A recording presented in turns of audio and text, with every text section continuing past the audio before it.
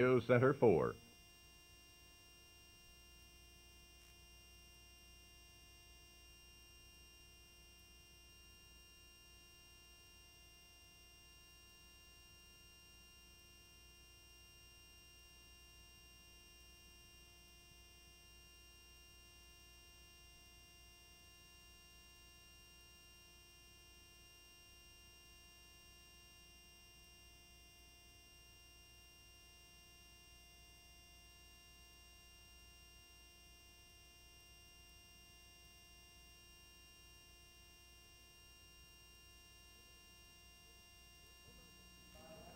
Her Majesty, Queen of the Court of Victorian Splendor, Mary Elizabeth of the House of Pryor.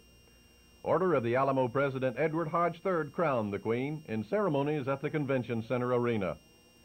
The 22-year-old Fiesta Queen is a graduate of St. Mary's Hall and will graduate next month from the University of Texas with a major in general business.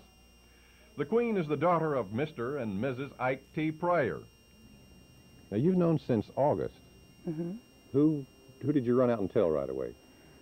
Well, I really couldn't. You As a matter can't, of fact, can you? It has to be a secret, doesn't it? It does. And the princess, after they ask the princess, she calls you up and tells you that she's a princess, and she's one of my very good friends. And she called me up and pretended like she was just calling for fun, and I couldn't even tell her. Oh. So. Well, could she tell you? She finally told me, yes. That she was princess. Mm-hmm. This year's princess is Liza Billups, the Princess of Sovereign Europe. She's the daughter of Mr. and Mrs. James S. Billups. And Elizabeth and Liza have been friends a long time. Elizabeth, or EP as her friends call her, loves softball and plays shortstop on a girls' team. Mary Elizabeth Pryor, a queen of Fiesta. Paul Schaefer, News Center 4.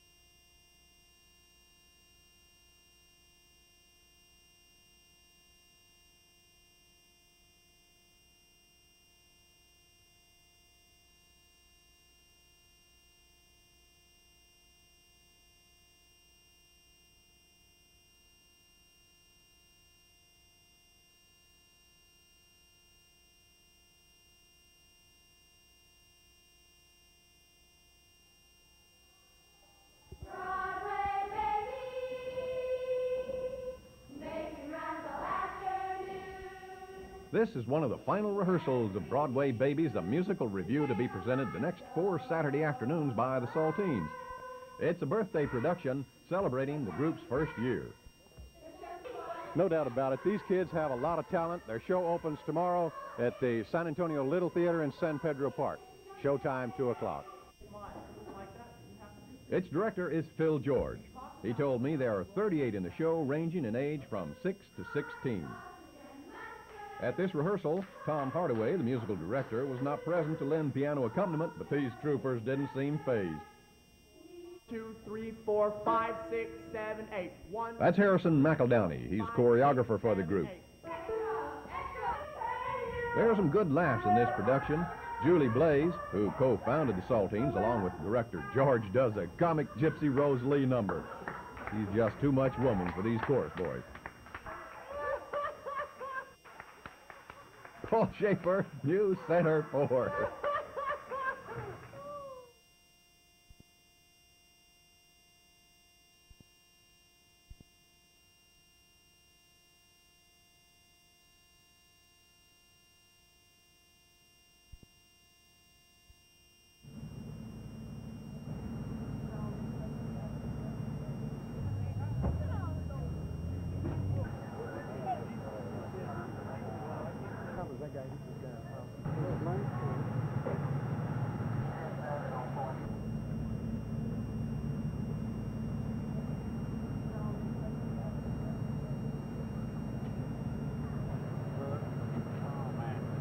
Ever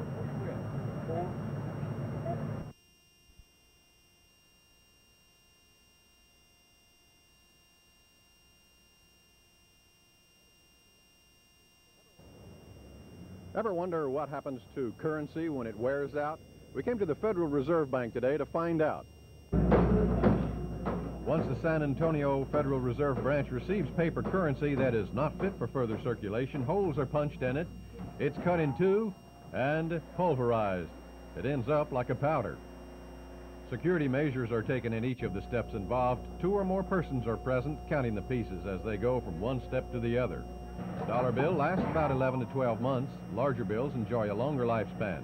The local branch is destroying more currency now than in the past, partly due to inflation, but economist Maria Davis said there are other reasons. Our population is much larger. Business and business transactions have grown measurably, particularly in this area of South Texas.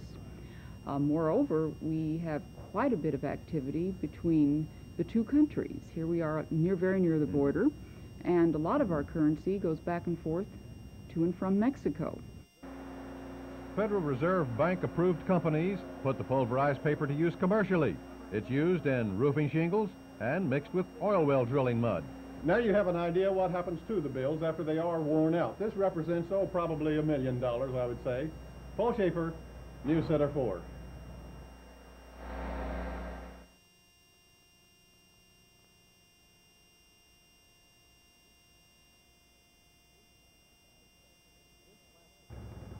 This plasticized sulfur mix, known as Sulflex, has no petroleum-based additives. It is an asphalt substitute used in building and maintaining roadways. It could result in an annual savings of over $4 billion, which would have otherwise gone to foreign oil-producing countries. Developed and tested at Southwest Research Institute, Sulflex uses 80% sulfur and non-petroleum hydrocarbon additives. It is being laid in 1.5-mile test strips on Loop 1604 near Babcock Road. This is the world's first stretch of public highway to be paved with Sulflex. The test is jointly sponsored by the Texas Department of Highways and Public Transportation and the Federal Highway Administration. Dr. Gerald Love with the Federal Highway Administration was asked about the availability of sulfur for use in making Sulflex. Over the long term, we think that there will be more than an adequate supply of sulfur to meet our needs in the event we have to go that way for its use as a paving material.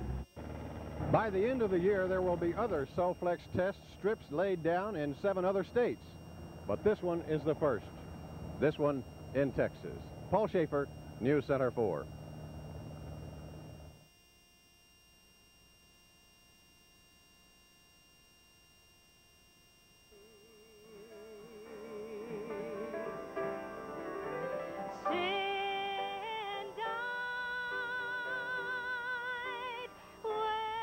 Faye Yates, gospel singer, housewife, and mother, does her Christian ministry through her singing, a talent she said the Lord gave her. At the age of 6, she sang her first solo in church. She has recently had her first record album released. Faye and her husband Richard have 2 children, 5-year-old Autumn and 4-month-old April. The Yates are members of the Castle Hills Baptist Church. Taking care of my family is number one. My church obligations, I'm obligated in the choir and in several choirs, and active in, like if they have musicals and drama and that sort of thing in my church. I consider that one of my priorities. And I believe that if God calls you to do something, then He expects you to be loyal and faithful to that calling, whatever it is. As a member of the Bexar County Hospital Chaplains Assistance Program, that calling included visiting patients. In her home, she holds a weekly prayer fellowship with neighbors. When April was born and diagnosed as a Down syndrome baby with a heart condition, a friend asked her if she didn't feel bitterness toward God. Her answer was not at all.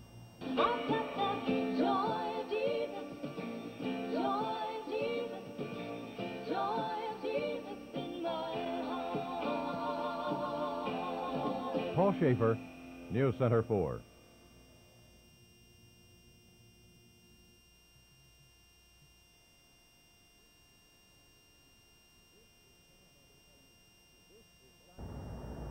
This is Sky Harbor Elementary School, located in the Southwest Independent School District on Portside in Sky Harbor Subdivision near Loop 410 and Pearsall Road. It's brand new this year. Inside, it looks pretty much like any other schoolhouse, and the temperature inside is comfortable. But the heating and cooling comes from the sun. Located on the roof of the school are these collectors. This is the heart of the system. The panels move across the sky, tracking the sun and directing the heat toward water pipes that carry 18,000 gallons of water. They're carried past those reflecting panels that bring the temperature of that water up to 240 degrees. Southwest School District Superintendent Benny Steinhauser. The system is designed to be 100% of the heat and cooling that we need, even when there may be up to 8 days of a period without sunshine. We have enough storage capacity to run us for 8 days, either for heating or cooling. Steinhauser said a conventional system has also been installed for backup use. The system even heats water for the dishwasher. This solar project has been partially funded by the U.S. Department of Energy. Paul Schaefer, News Center 4.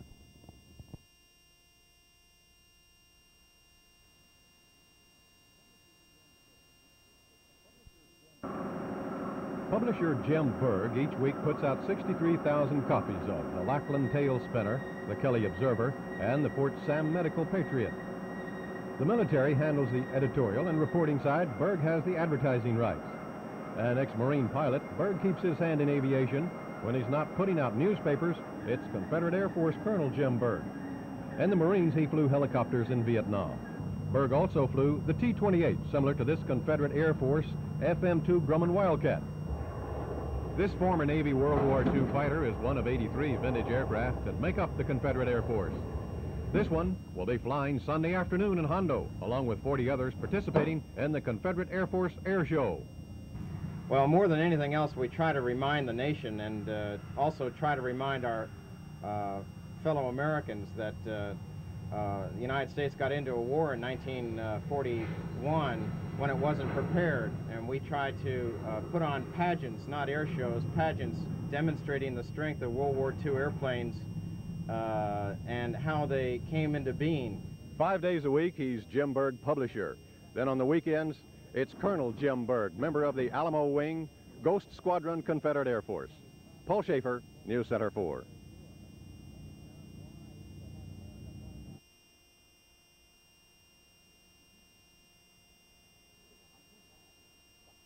Zira, are you mad?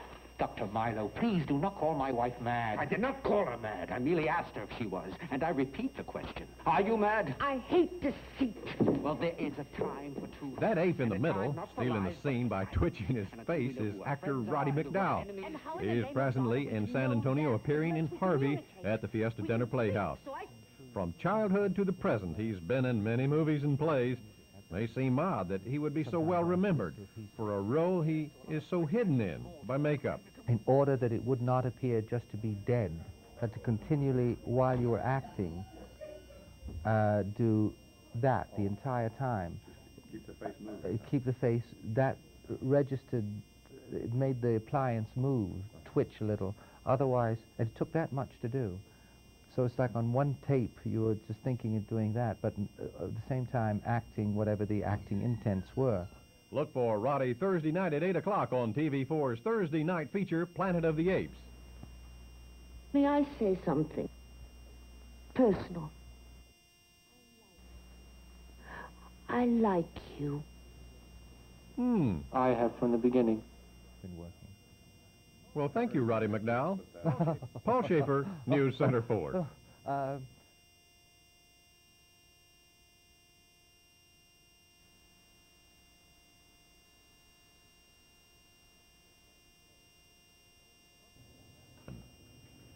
Puppeteer Kathy Burks owns and operates the Haymarket Theater in Dallas. It's the only resident puppet theater in the Southwest. Well, she brought some of her 1,800 puppets to San Antonio for the Zonta Antique Show, which starts tomorrow at Villita Assembly Hall and runs through the weekend. The puppets will be there